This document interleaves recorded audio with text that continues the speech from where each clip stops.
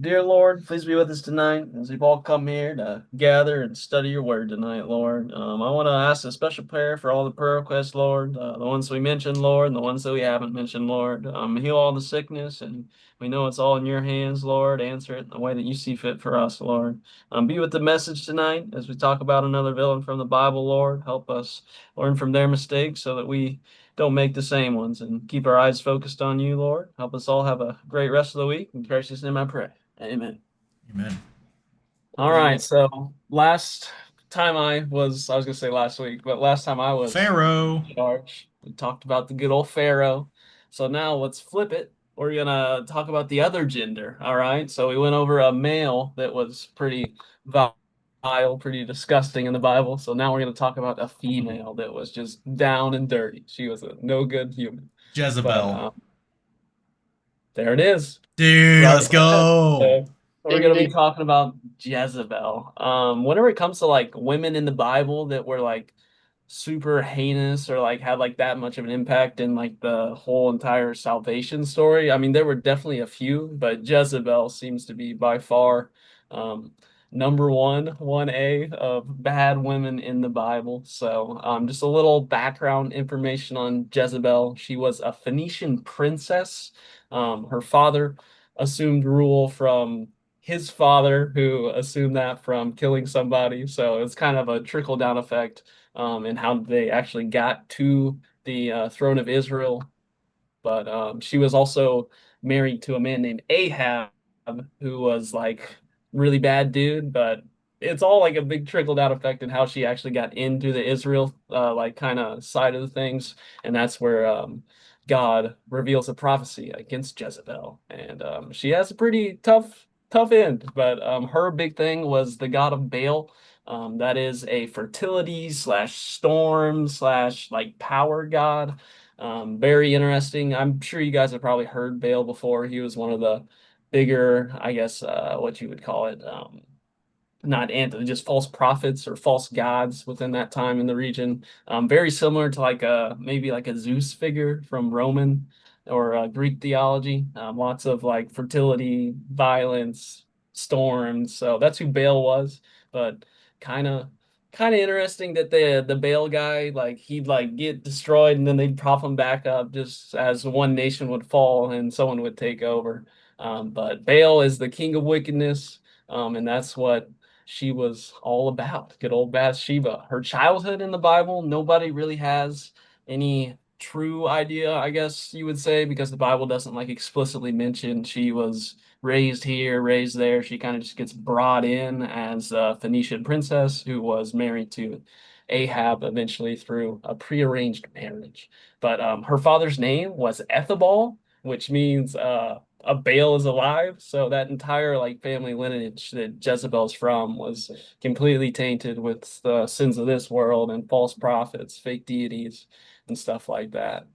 Not too much else on old Jezebel. She was said to be very beautiful, very cunning, kind of taking advantage of anything she could. But throughout her entire reign and power, she's constantly killing, executing, trying to sabotage anything that real prophets or prophets of Israel were doing in that time period. So she has a long reign of power throughout the Bible, and she really kind of goes for a long time too. She lives through like kind of her father's reign, her then husband's reign, and then eventually we'll get to her two sons that also had a little stint.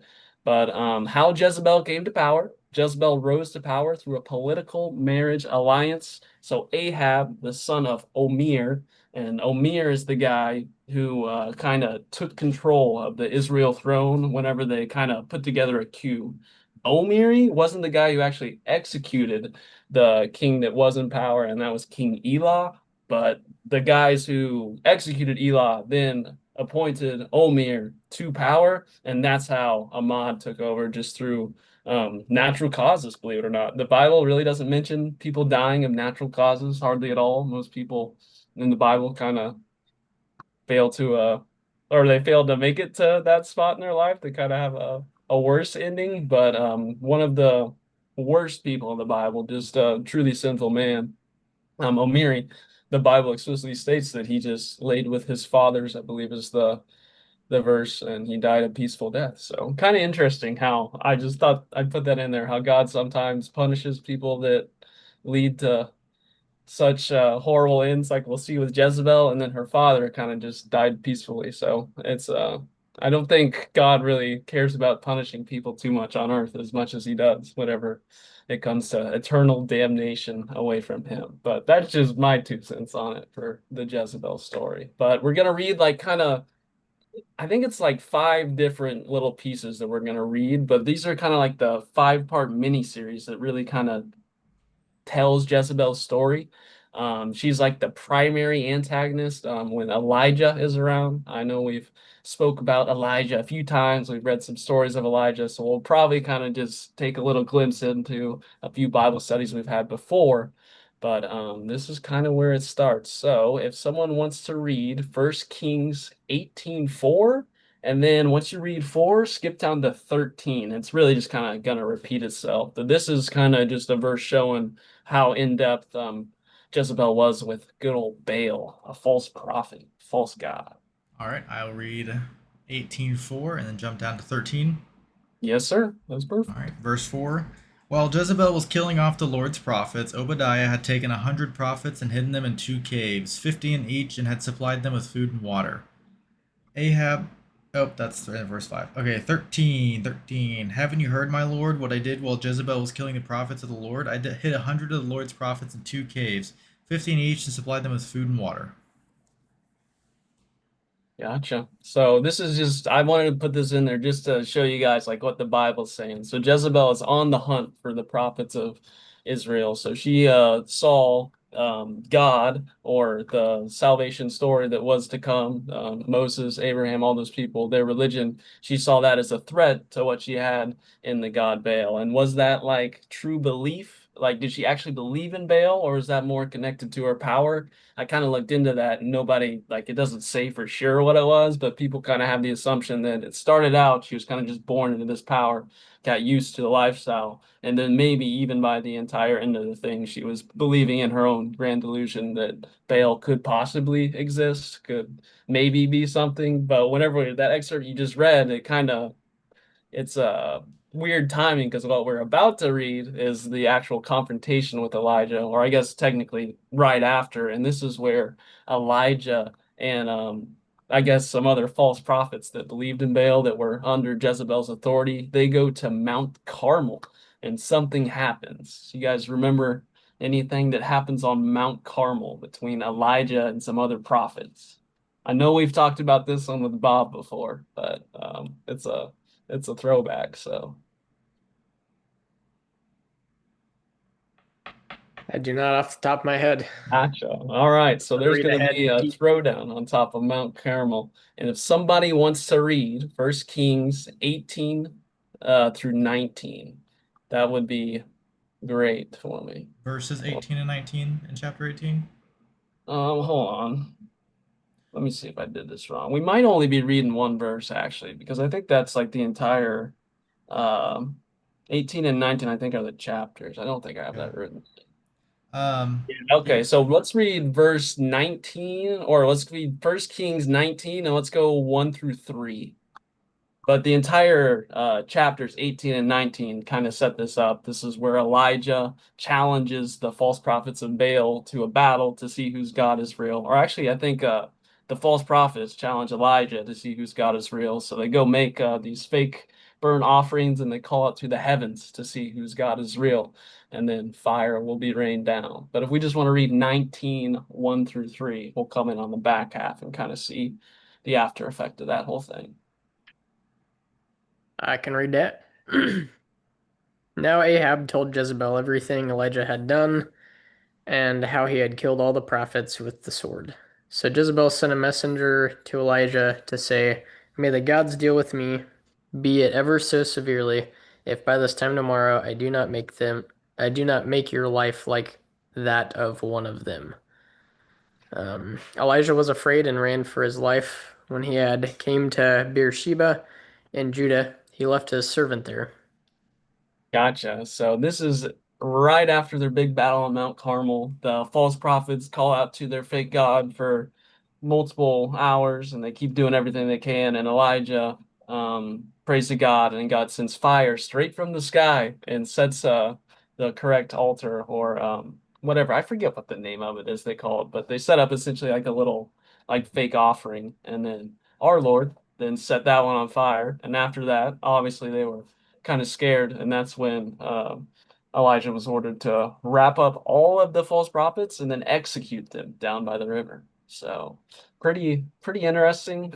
Throughout this entire like story, there's I forget where I put this verse, but there's a specific verse where it kind of talks about Deuteronomy 7, 1 through 4. And we don't necessarily have to read it, but all it's saying is that the people of God are not to like intermingle with, like have children with this bad nation because they're so far gone, they're so corrupt that if they are to intermingle with the Israeli nation, that will corrupt the entire kingdom. And that's kind of how Jezebel feeds into it whenever she marries Ahab, because whenever she marries Ahab, Ahab is the current ruler of Israel. And he kind of got that spot, like I told you, through like kind of a coup and an assassination. So he's the head of Israel, but he's not like a ordained by God, like a King David type figure where God like has his blessing on him. He's more of just a guy that snuck in, and now Jezebel has this power. So First Deuteronomy 4, I think it's 1 through 4, is kind of God's like precursor to this, saying like explicitly, hey, we can't have these people in here because they're too far gone. They're all caught up in Baal, these false prophets, and it's going to taint the salvation story that is to come. And we'll kind of see how that happens because at this very moment, Elijah's killed a bunch of false prophets, and now Jezebel has pledged that she's going to do everything in her power to make Elijah just like those false prophets. And that's going to lead us to Ahab and his aggression towards just a nice little Israel soldier named Naboth who owned a vineyard. So, if someone wants to read First Kings, verse 21 and or First Kings 21 through 23, or First Kings 21 verse 23, that'd be really important. Alrighty. First Kings chapter 21 verse 23. There you go. You All got it the right. first time. Took me like three, but there we go. And also concerning Jezebel, the Lord says, dogs will devour Jezebel by the wall of Jezreel. Gotcha. So this is just like the precursor. I didn't exactly tell you what happened to Naboth because I just wanted you to figure out what God is about to do to Jezebel. Or I say about. This is kind of like prophecy that will eventually come to fruition, as I'll read. But Naboth, essentially what this guy is. So Israel law, there's really like people in power had like ways of getting legit anything they wanted. But there's one thing that they really weren't able to overcome via just like normal, like I don't know, like legislative ways that we kind of consider it now. But if you had inherited like family land, like say your ancestors had a piece of property that could be passed down through your family, and if you didn't want to sell it, you didn't have to sell it to anybody. And that's like kind of the only way that you were able to preserve that one piece of land. But right next to the King's Temple, on like I think they said the eastern side, there's this large piece of land that was a vineyard. And Naboth, very not necessarily poor because he had his vineyard, but he's not like super rich. That's really all he has. His entire family works. It's like a family farm essentially type thing. But Ahab really wants this farm, and he's not able to get it because of the way the Israeli law is set up with the descendants landowner stuff. So Jezebel decides to plan some like I think it was treason is what she tried to get him caught for, but she fakes some entire thing, gets them all wrapped up in that. And then Naboth, is executed, and Ahab then takes the vineyard. So after Elijah hears of that, he then says that God is going to kill her with dogs. So she's gonna have a very interesting end as we'll proceed to read. But just another piece of the puzzle showing that Jezebel does not care about anyone but herself or someone that could potentially give her political power or some form of reign over the Israeli people, which is all they really wanted. They just wanted the power, which was to then suppress the real God, which we believe in, but it doesn't work very well. So, the story kind of Jezebel, although she is an interesting figure in the Bible because she really like her reign never like really ends until she dies, if that makes any sense, because she's like always on the hunt, always killing Christians. It's not like a Judas, he kind of comes to an end, he kills himself, like he sees he's done wrong. Jezebel really doesn't get that in the Bible. She kind of just keeps on killing, killing, killing, and then she's dead, if that makes sense. Like eventually, like the good guys get her, but she's never like, I don't know, on the cuff, like where she has to feel like she's in trouble. It's in those like last moments, which we'll talk about. But after Ahab's death, so Ahab, her husband, she gets I forget the name of that guy. Micaiah?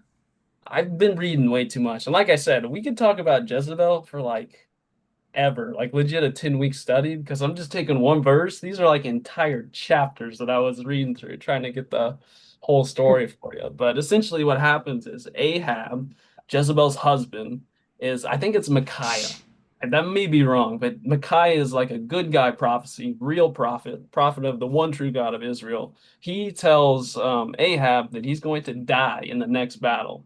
So Ahab, he tries to like fake kind of being the king. So he has some random dude dress up in a king's outfit, and he just dresses up as like a normal soldier, thinking that maybe he could kind of skirt death in that prophecy if he does something different.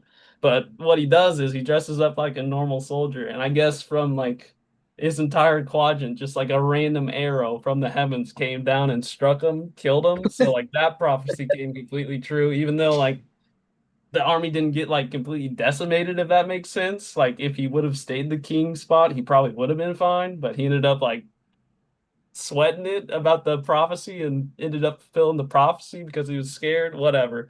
I thought that was just a funny way to go out. But after that, that's kind of what set up Jezebel's two sons to come into the picture. One of them only served for 2 years. That reign was pretty much just as violent as her father Omir's reign while Jezebel was in touch. And then the second one came in. He lived for 10 years, and that 10 years was pretty much just brutal murder spree, going around killing as many like true Israelites as possible. Anyone who stood up to the God of Baal, anyone who spread the name of the one true God, they were killed or they were just brutally tortured. She was an anti-Christian lady, and she was all the way down to it. But once her two sons take over, eventually there's a man by the name of Jehu who comes in and they perform like kind of like a little ambush siege where Jezebel's at, and we'll read her downfall. So if someone wants to read, let's see this, Second Kings 9 verses 30 through 37, we'll kind of get a insight into what happens to old Jezebel here whenever she's in her castle. Second Kings 9. What was it? 30 through 37. Alrighty, I can read that. Then Jehu, whatever, went Yeah, to who? Jezreel. Jehu, yeah. Yehu. Went to Jezreel. When Jezebel heard about it, she put on eye makeup, arranged her hair, and looked out of a window. As Jehu entered the gate, she asked, "Have you come in peace, you Zimri, you murderer of your master?" He looked at the window and called out, "Who is on my side? Who?" 2 or 3 eunuchs looked down at him. "Throw her down," Jehu said. So they threw her down, and some of her blood spattered the wall and the horses as they trampled her underfoot. Jehu went in and ate and drank. "Take care of that cursed woman," he said, "and bury her, for she was a king's daughter." But when they went out to bury her, they found nothing except her skull, her feet, and her hands.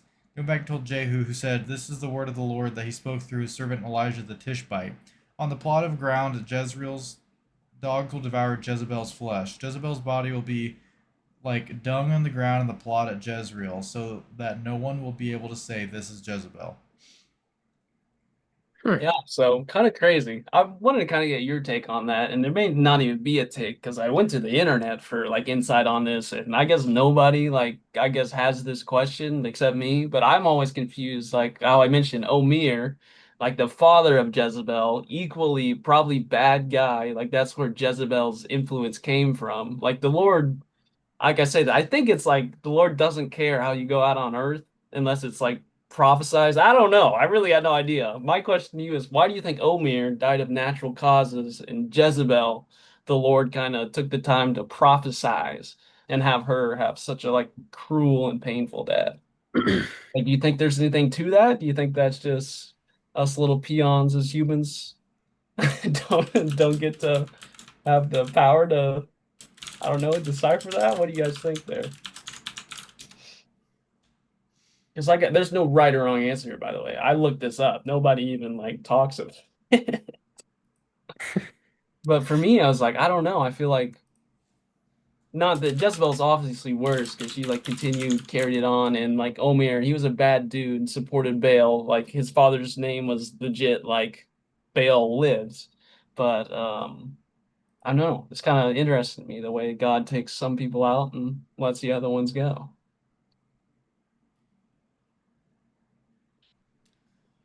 And it seems like he was more fed up with her than he was Omar, or whatever the guy's name was. Yeah, for sure. But yeah, still no answer. But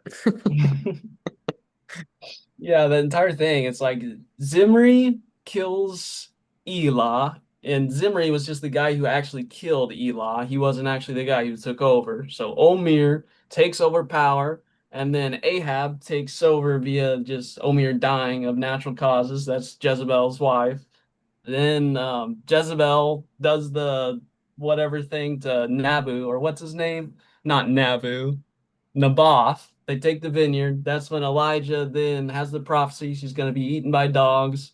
She goes on, keeps killing, keeps killing, keeps killing, and then eventually Jehu comes there, fulfills the prophecy, and she's eaten by dogs. So, and like I mentioned, like Jezebel's never really stopped until she's like legit stopped, where like Jehu just pulls up and they push her out the window. So she lived a life of just straight persecution, everything she could do to stay in power and keep Baal who she deemed as the true God, which they also like had multiple gods. It was like more polytheist, or as opposed to like or mono essentially. But they had all sorts of different gods for everything. But yeah, I just really wanted if you guys had any insight, that I don't think there's a good answer for it. But everybody like the eternal damnation away from our Lord is like the real punishment. So that's when it's like getting eaten by dogs. I guess that's really not that bad compared to where you're going, you know what I mean? So it's just an interesting thought I had in my head whenever I was reading that. I was like, I wonder why her dad didn't also get eaten by a dog and trampled to where you couldn't even recognize him. But so throughout most of these chapters that you read, are there any like do any people like witness to Jezebel, or is she just like so high up in power that no one yeah, can it's not really get to necessarily her? witnessing to her. Like, there's no one that's like actively trying to disciple to her, because if you try to disciple to her, you're just gonna get killed, I Get guess. killed. You know what I mean? Yeah. But she's actively trying to take all prophets of Israel, like the real Israel that believe in like our God, not the fake like Baal Israel that it is right now. She's like trying to kill all of them.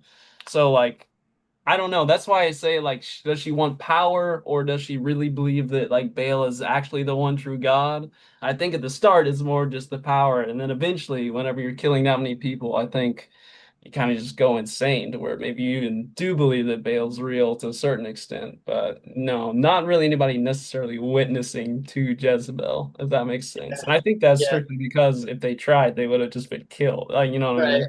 So, Yeah, the reason I ask that, which I think is kind of to your point at the very beginning you brought up, but it seems like God like takes these people and they have this crazy vision or whatever and get transformed. But like this story, she just does all these bad things and dies, and that's it, which yep. is kind of a different kind of story that you read in the Bible. But Yeah, and like the Deuteronomy 7 verses 1 through 4, like that kind of it's almost like as if she was like baked in to be terrible, just because like God has already said this nation is too far gone. You're not to like reproduce with them, you're not to like interweb yeah, with them. Like these people are bad. You're supposed to like get rid of all of them essentially, like just exterminate them, because that's how evil they are. Like there's no saving them. It's almost too far gone. So I thought that was kind of an interesting wrinkle too, to where it's like before all this is even happening, like way in Deuteronomy, like God kind of prophesizes that there's going to be these people that try and enter in, and you're going to have to legit like kill them all if you want the salvation story to keep going. And Jezebel kind of fell underneath that Yeah. lineage. And maybe it necessarily wasn't like the people group, but in Deuteronomy it explicitly states that they're not supposed to be in the Israeli like have any power in what actual Israel is, and that's where Ahab was able to sneak in and get Jezebel a role, which they then continue all through Ahab's life, which or Ahab's reign, which I believe was like anywhere between 20 and 30 years, and then her two sons, which was 12 years, the first one for 2 and the last one for 10. So she had a pretty good stint, and like I said, she did a lot of bad stuff. So 1A, just don't be a Jezebel. She's like very sexually deviant. She was having all these like Baal, I said it was like fertility storm power god, so she's like all sorts of crazy heinous stuff, false gods, false prophets, all sorts of just the most pagan things you could imagine. And I think that's kind of where the Lord was speaking from in Deuteronomy, where like these guys are like so far gone, just heathens, that the only way to save them is to, or to save everyone else is to get rid of them. So, and we've Yeah. seen that happen more than just once in the Bible before. Like God wiped off legit everybody, but I think what was it, like 11 people whenever he flooded the world and put them on a boat. So, Right. Yeah, that's our, one point I was going to bring up is this is also Old Testament, and we've been focused on the New Testament for a while, but yeah, God, Christ hasn't God's died for our wrath, sins yet here. So God's wrath was a little different back then. it feels that way for sure. It feels like it was more of an implied, like I'm gonna use these humans to get my point across and further the story. And then once Jesus died for us, I feel like, I mean, why do we already have the sacrifice, you know what I mean? So, He gives us a but little I more. always think it's crazy that that's the same God. The one that died for all of our sins is also the same guy that made this this lady get thrown from a window, blood splatter on the horses on the wall. She's then trampled by the horses. She's eaten by the dogs, and the only things left is like her skull, her hands, and her toes. Like that's crazy detail Yeah. that they added in there. So the Bible's the Wild West, man, for a while. So it's pretty cool.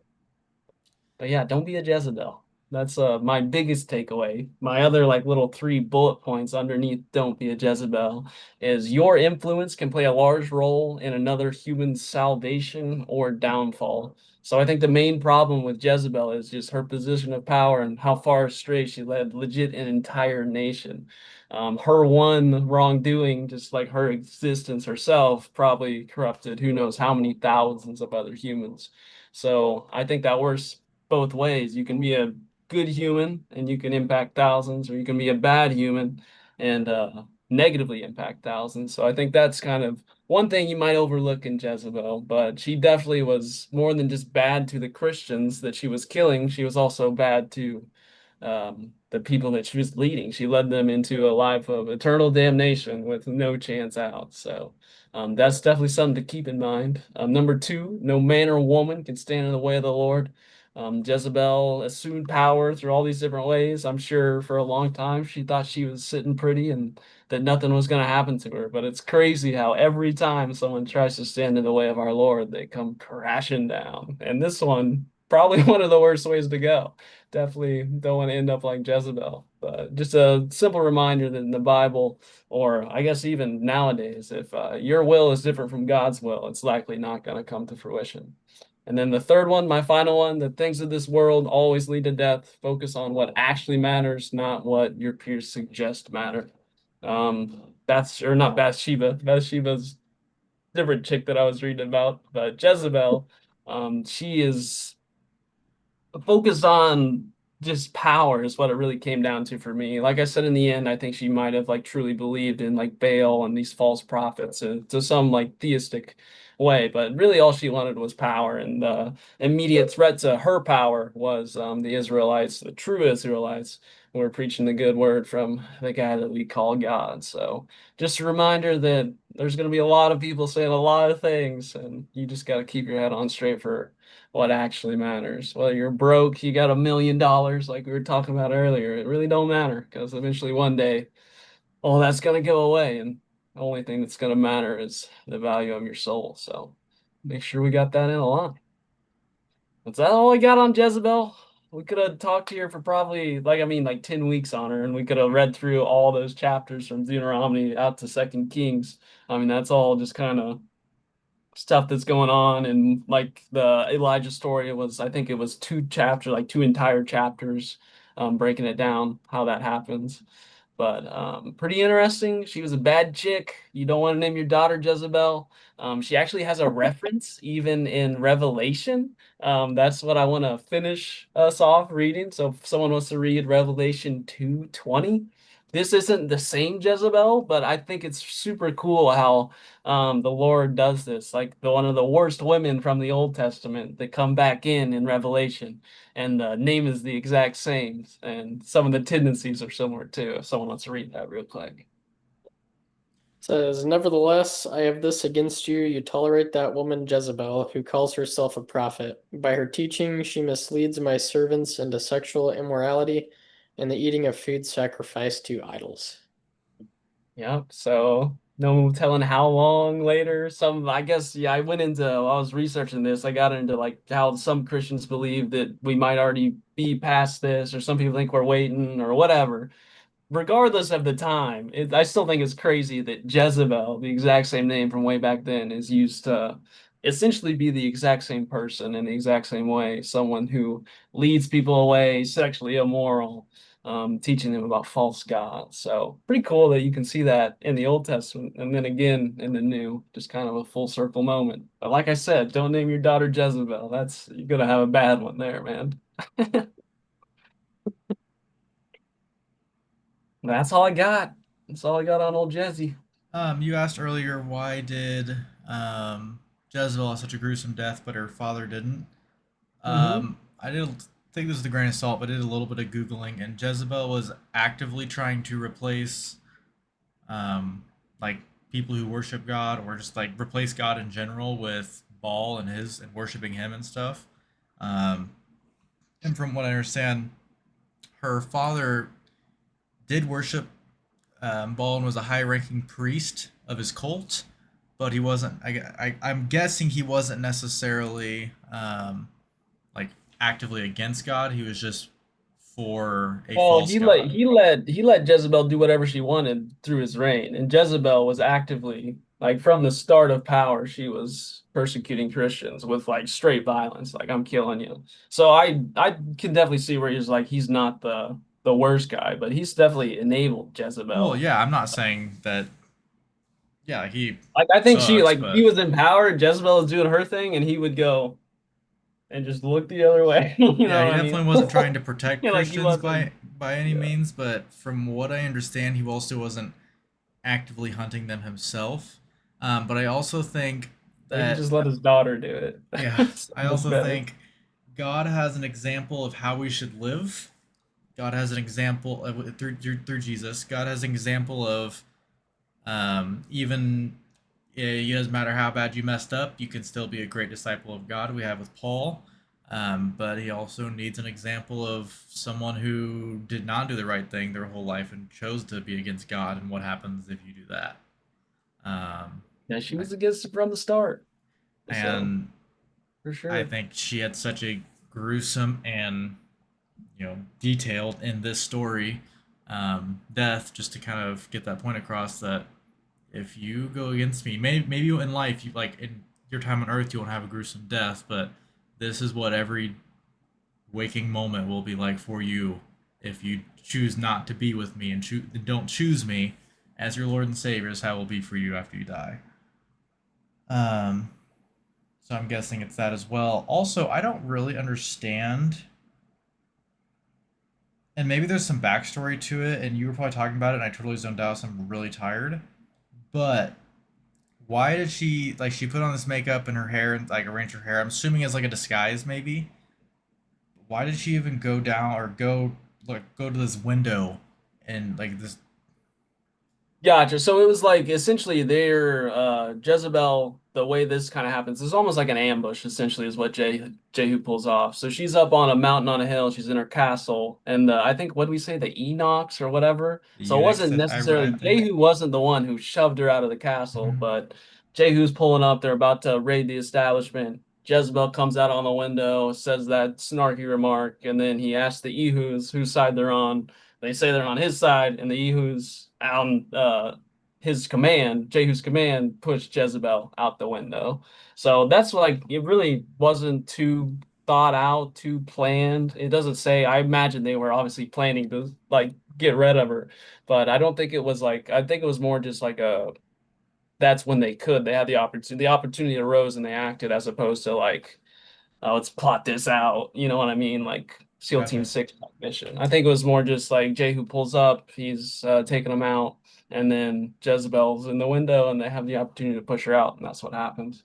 But she was, like I said, she like had power too, like all the way through her father's reign, her husband's reign, her two sons' reign. Like she was in power and actively persecuting Christians from day one to the very end when she's pushed out that window. So I think it was more the way I interpreted it was more just kind of like a they had the chance and they took it as opposed to like it was I don't know. It was obviously prophesized, but it wasn't like the day wasn't. It wasn't like on this day, at this hour, at this moment, this is what's gonna happen.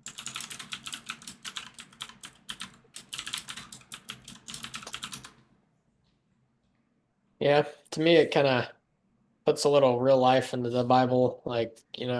We read tons of stories of people getting transformed, which is kind of the norm in stories in the Bible. But when you look around in the world nowadays, there's plenty of people that are just bad their entire life, have no faith their entire life and pursue worldly things that satisfy them. So, I'd like, honestly probably venture to say that's more yeah, people do that, then more people actually right. like commit their More life to common. Jesus. Because one is really easy and one is really hard. And it's not the one that you'd really kind of think it'd be. So Yeah. it's interesting.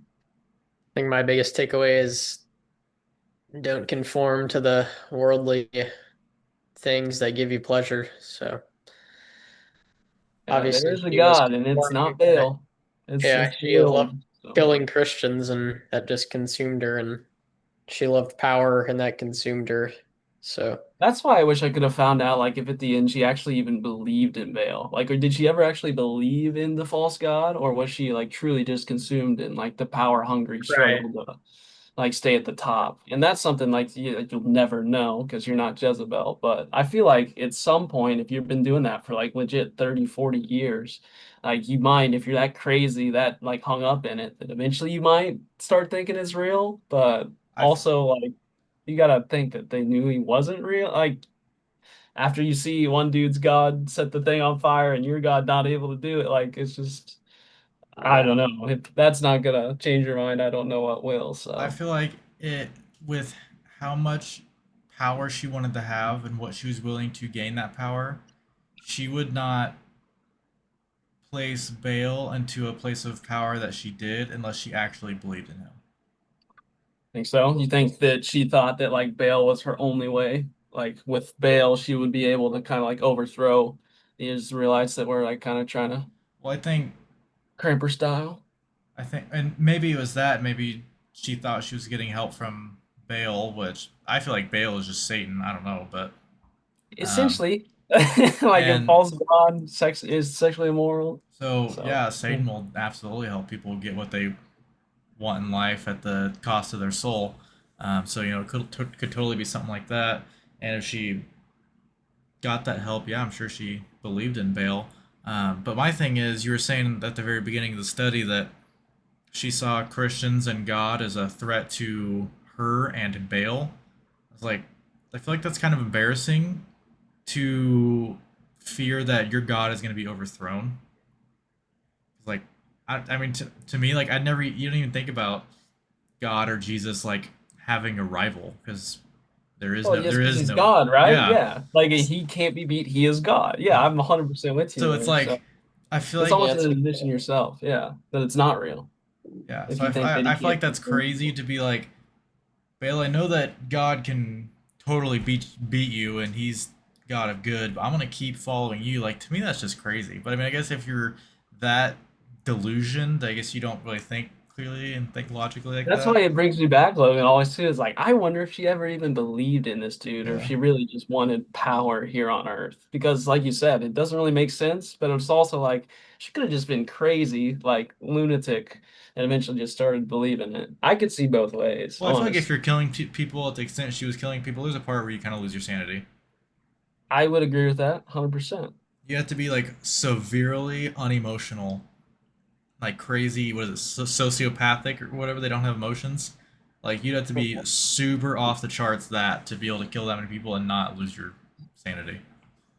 Yeah, they were also killing a lot of people though back in the old days. Like Jehu, I like he killed Jezebel pretty brutal way, and that wasn't the only human being that he killed throughout the Bible. I could Yeah. bet money on it. So before that eternal sacrifice that Jesus made for us, I think it was a little bit more blood for blood, or at least God would definitely be more inclined to go wipe out an entire nation. So I don't know, man. There's so much nuance to the Bible, man, between like the New and the Old Testament and trying to like make those tie together, but they're also like kind of under different rules and laws. But then even Jesus himself says that no old laws shall be changed, but he kind of preaches differently. He's not telling you to go like wipe out nations, like turn the other cheek. So I think the Bible's awesome, man. But pretty It's cool. de- A lot you it's can learn from Jezebel. Yeah, Bibles definitely can be very confusing, and still even to us is still confusing. But I also like I can understand that being kind of a turnoff to people who are trying to understand Christianity, and they feel like there's the Old Testament, there's all these rules and regulations, and there's a New Testament where there's really no rules or regulations. You just try to live your best to be like Jesus, but then you have God who's destroying Sodom and Gomorrah, and then you're but he's a god of love and wants people to you know what I mean. Like I feel like I can understand why it's conflicting to people who are not in like deep into their faith. So I feel like it would be really hard to as a non-believer to pick up the Bible and start reading and read all these things and not have in your like a thought in your mind is like what is going on, like this is like this feels super inconsistent, you know what I mean? I was reading the Jezebel story and I had that exact thought. What is going on? How does this make any sense? Yeah. Like I would like had that thought like 3, 4 days ago. So It's like yeah, one for of new one believers, of I bet those that. where you're writing the study and you're reading all the chapters and you're like, I might just do something else. Yeah. I was like I could just do Romans 1. Like we Yeah. can just start. How do I I was already like even go two about this? pages into it. I was like, oh, I didn't waste like 3 hours, did I? I was like, so yeah, it just kept going. But yeah, this whole entire Jezebel story, it's like there's so much that I probably left out, just like kind of little details that we could throw in. But like I said, we could have done legit like a 10-week study on her, just going through all of them and kind of breaking down like the Boss Vineyard thing. You could have done a whole study on in each of those little kind of episodes. But yeah, probably the worst chick in the Bible. Like, not too many other people that were able to kind of have the power that she had as a lady in that time, but definitely one of the worst and not someone you want to be like. Don't make her your role model. Go for like Elijah or Jehu or something instead. A true man of God, not pretty much the worst there was. So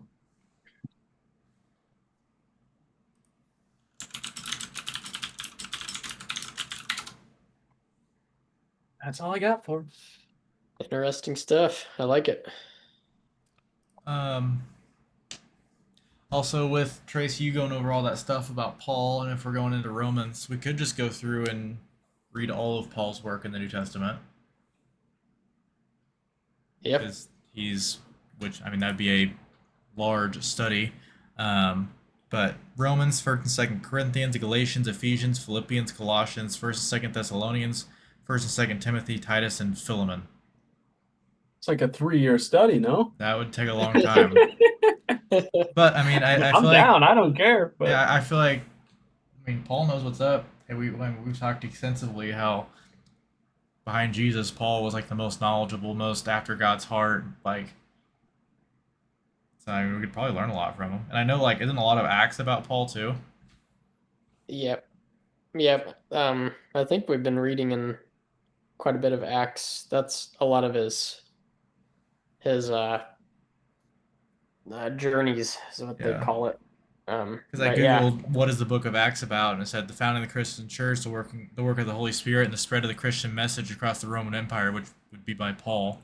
So I mean, we could a lot of also interesting we stuff. don't have to start with Acts, but we could look at it at some point. Start with Romans, go through all that, and maybe reference Acts or read Acts later or something. But Yeah, I'm down for whatever you guys because are I don't looking think at. I mean I've gone through and read the whole Bible. I listened to it on my drives, but I'm not super good at being able to process information auditorially. So it would be Mhm. cool to go through all his work again. Because like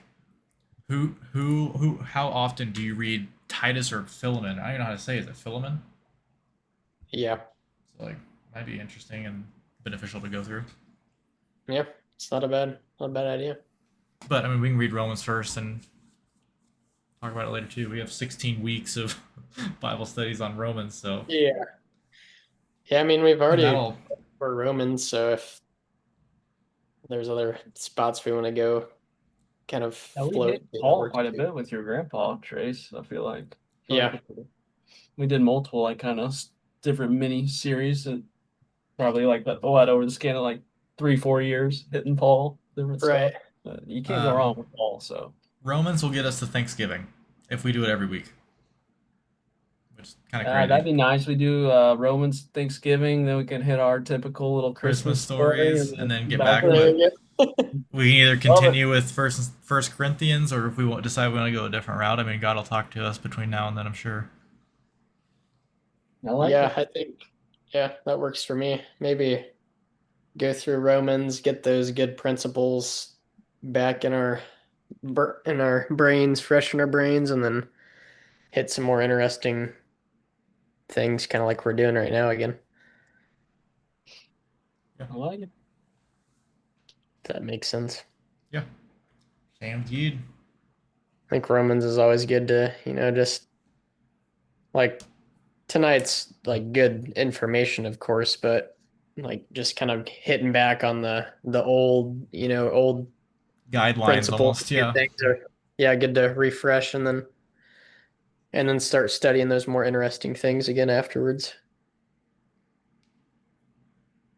I wonder how much stuff Paul wrote that's not in the Bible. Yeah, that'd be super interesting.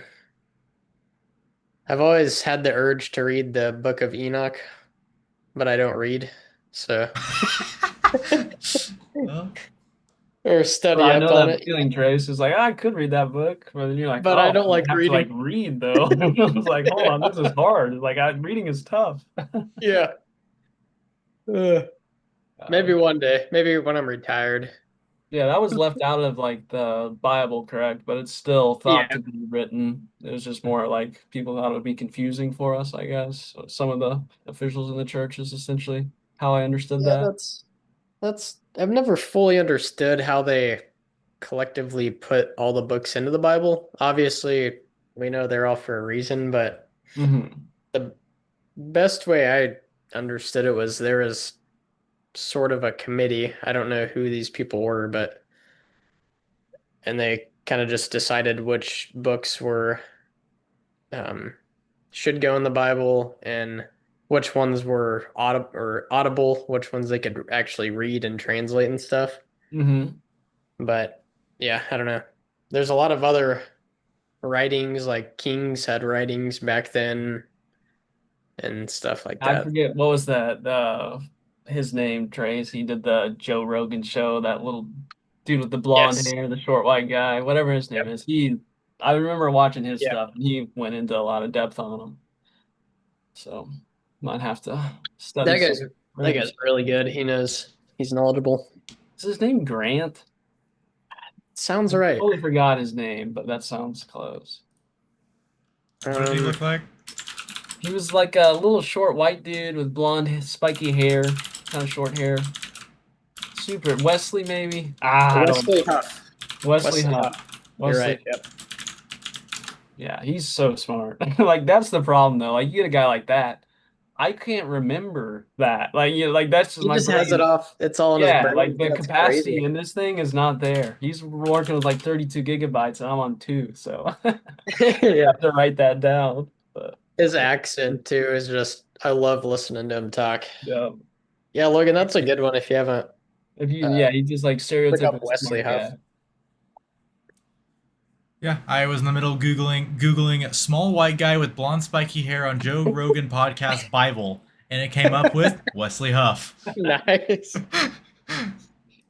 But yeah, I think he's the one that I was trying to interpret the information on how they collectively put the Bible together. I was gonna say that sounds familiar to what I remember him saying, to where it was Yeah. more like they decided that this is, I forget why they actually decided like what Right. the reason was, but I know that they like saw maybe not necessarily issues with the other one, but stuff that just would lead people astray as opposed to focus on why he Right. was actually there. So, which I don't know. Yeah, he also talks about how I think it was the book of Isaiah, how when they found the Dead Sea Scrolls, I believe is what he was talking about, but it like translated directly word for word from what is written in the Bible. Dead Sea Scrolls, yeah, that's like the craziest find in all of history for like the Right. entire, I guess, lingual and like what you'd say, like library people side of things. That they Right. found something that old that was preserved that actually matched, like not Yep. just like was similar, but like matched what we had today. And that's like God, like as a Christian, man, that's just like Yeah, let's you go, can't. baby. You know what I mean? There's no Muslim version of that. Like Yeah. that's all there is, man. Only our God has some Dead Sea Scrolls that are backing them up. So, Yeah. And a little bit of humor he throws in there. Just oh fun. yeah.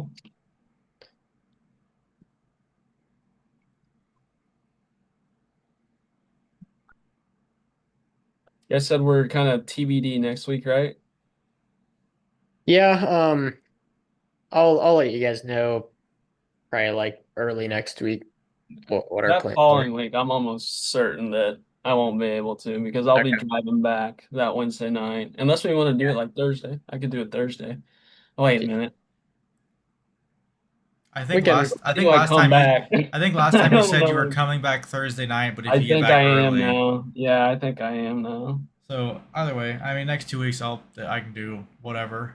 Trace, if you can't do it, if you as long as you let me know by 7:30 on Wednesday, I'll be fine. I mean, I guess not that big a deal. I mean, as long as you're yeah. not like at 7:30 on Tuesday, like, hey, let's meet right now. Um, And you get the study ready. I still feel like you could maybe pull something out, Logan. Start reading and see what comes to your head and just Yeah. go with it. You know what I mean? yeah, I bet it Well, works. um, going All right. yeah, going into Romans and that'll be pretty easy. You just I mean, you yeah. can just We already know read what the we're chapter and doing. Just yeah, yeah. But read it, analyze it, look up some extra sources and Yeah, you information need and stuff. Romans though. Like that's the one that we probably should just keep coming back to every so often, just because those are like straight things you can apply to your day-to-day life, like Yeah. right now, it feels like for right. me. So, heck yeah. I like it. Yeah, I'll keep you guys in the loop. Sounds good.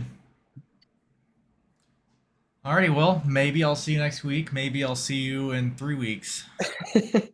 Yes, sir. Did you If guys not, good did Tracy, study. your ballot probably didn't have Bob Titus. Did you go vote at all yesterday, Logan? Oh yeah, oh no, I forgot that was yesterday. Gotcha. Yeah, I definitely did not vote. We were team Bob Titus and we were Bob running Titus. against Sandy Carnes. So we came out with the dub in Missouri. That's the only Hey, race we did in Missouri, but it's cool. That was the people that I worked for. I make like the door hangers when they go knock doors. They came to my house, knocked on my door on the And door hanger that handed. I made, and they gave it to me. It was so fun. I didn't say a that's word, but it that's was, funny. You're like, I made this. yeah, I was like, I didn't say anything. It was like, oh, cool, I'll vote for hey, you. yeah. So I can't remember who it was for, but somebody came and dropped off a door knocker. This super awkward guy. He knocked on the door and it was That's when you like get to do that stuff normally. he was Like, like facing like 40 degrees away from me and just like looking down was like, hey, this is just for who you voting for. I was like, well, this is weeks ago. I was like, I don't know yet. I haven't even done my research yet, but I appreciate this. Just gives me at least gives me something to look at. yeah. And he was like, awesome. Okay, have a great day. And turned around and started walking off. And I was like, All right.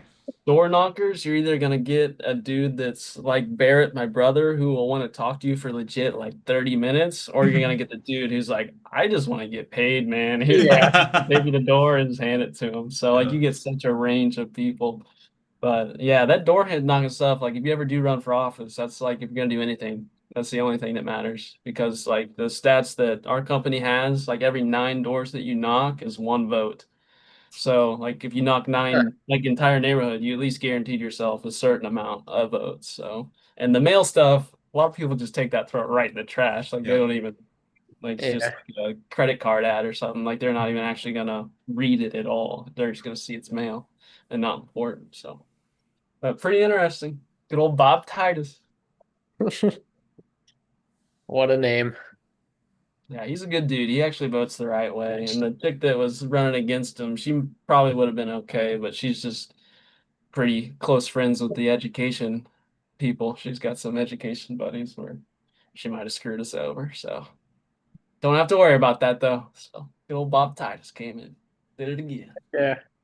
I don't what was he even for? I don't know what the like. I know it was like Bob Titus and Sandy Carnes and Yeah, so there are our state representatives for the Republican primary, and then on Bob Titus, he's going to have to run against whoever the Democrats elect for their primary, and that's going to be who decides who's kind of making the laws for Missouri. But where we're at, it should just be so pretty okay, so much it's representatives Republican. at the state level. They're not going to Congress. Yep. Nope. Our Gotcha. congressman is Burleson, pretty sure, and he won in one of the biggest landslides I've ever seen. Like his opponents had maybe like 10, 12,000 votes, and he was up at like 100K. Like it was crazy. Absolute wiping of the floor. But yeah, so they'll be messing with our state laws and stuff, which is kind of stupid because Missouri voted no on Prop 4 or Amendment 4, and Amendment 4, what if you voted yes on it, essentially would eliminate what they did to the abortion thing. Whenever we said we wanted to ban abortion, and then we sent it back to the people to re-vote on it. So essentially, that would have removed that to where you could have one guy from a district that didn't agree with what they're about to do say no, and that kind of canceled it all. Because right now, Missouri's set up in a way where our lawmakers can go make a law, they can then pass a law that the people voted on, but then the people could throw a fit and then re-vote on it. So you're really kind of caught in this cycle of never being able to pass any laws in Missouri. And we also have term limits, which are only 8 years. So you're not even in there long enough to like try and save it. Missouri's pretty screwed up whenever it comes to a political thing. Like before COVID, our budget was like 3 times less what it is now. So we got way more taxes now. Our land is, I guess if you already owned land, it was a good thing that your land prices went up. But we're like $4,900 an acre in Missouri for like just not even ideal farmland right now. So Missouri's kind of in the hole. Not gonna lie, whenever it Swag. comes politically, and we can't save it because the people won't get rid of like Amendment 4. Like we need to pass that, otherwise the Dems will always be able to just come back through and like kind of repeal what we pass, even if we pass it through the ballot box and beat the Dems, they can come back and again and do what they did to abortion and kind of get rid of it. And that works both ways. So the Republicans can do that to the Democrats, but that kind of leaves you in this weird middle ground where the only thing that happens is people like add taxes and inflation. So costs just keep going up and nothing actually changes or gets better. It's just we just keep paying more for the same nothing. So go Missouri, baby. That Let's sounds like go. government. Yeah, you're not wrong. Believe it or not, the federal is actually like way worse than the state levels, in Fucker. most cases too. Not Yeah. necessarily in Missouri. We're just weird in the fact that we allow our citizens to like elect representatives that like a representative is supposed to like make the laws for you, like do stuff on your behalf. That's like why you elect him to represent you at the Capitol. But then, like whenever the representative goes and represents you, you want to vote again on what he like was already there to like you already voted for him once and then you're gonna like not vote for him. It's crazy. Just a big mosh pit of nothing getting done and our budget just expanding with no reason behind it because like a fake virus is what sent it 3x. Nothing changed. Our infrastructure's the same. Everything's the same. Just the fake virus came, and now politicians and certain companies made a lot of money via taxes. But not us, though. We just get to pay more and be broke. So Yeah. probably time to move to like Kansas, honestly, because Kansas is pretty much Missouri, but without the stupid legislative laws and like no term limits, so you can like pass stuff. And so it's Have bigger interesting. bucks out there too. They do.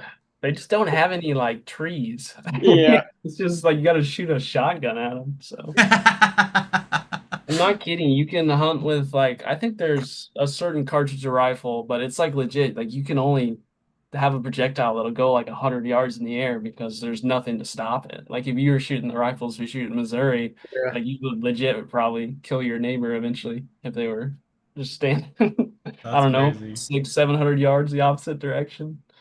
So especially if there's any elevation, that'd be so dangerous.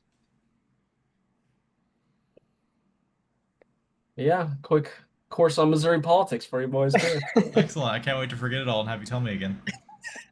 Yeah, it's kind of a break for a while because next year Missouri really doesn't have anything going on. The generals in November, you guys will probably want to vote for because abortion will be on that one. Granted, even if we do, I don't think we will.